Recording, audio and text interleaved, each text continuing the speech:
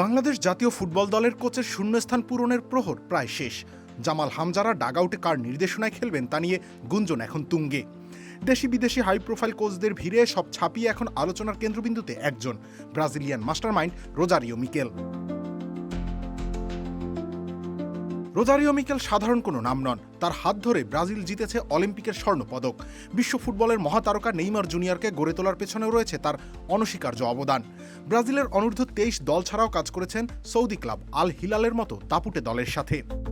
Rosario মিকেলের মতো high profile কোচকে আনার ক্ষেত্রে প্রধান বাধা হিসেবে দেখা দিয়েছিল তার বিশাল অঙ্কের বেতন।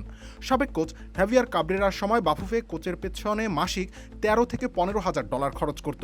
তবে এখন সেই সীমা বাড়াতে প্রস্তুত ফেডারেশন।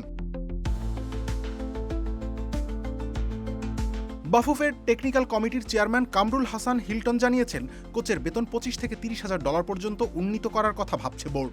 যদিও মিকেলের বর্তমান বাজার মূল্য অনুযায়ী এই অঙ্ক কিছুটা কম বলে ধারণা করা হচ্ছে।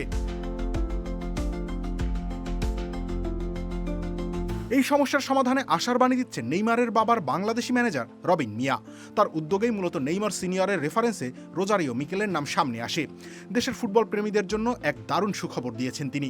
বাফুফের যদি মিকেলের কাঙ্ক্ষিত বেতন দিতে হিমশিম খায়, তবে মধ্যস্থতাকারী হিসেবে এগিয়ে আসবে নেইমার সিনিয়রের কোম্পানি।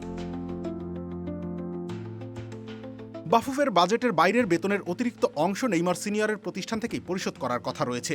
যদি এই সমীকরণ বাস্তবে রূপ পায়, তবে বাংলাদেশের ফুটবলে এক নতুন দিগন্ত উন্মোচিত হতে যাচ্ছে। রোজারিও মিকেলের মতো অভিজ্ঞ কোচ যদি শেষ পর্যন্ত ডাগআউটে দাঁড়ান, তবে তা কেবল একটা বিনিয়োগ হবে না, বরং বাংলাদেশ ফুটবলের জন্য হবে এক ঐতিহাসিক বাকবদল। রবিউল ইসলাম রনি, খেলা ৭১।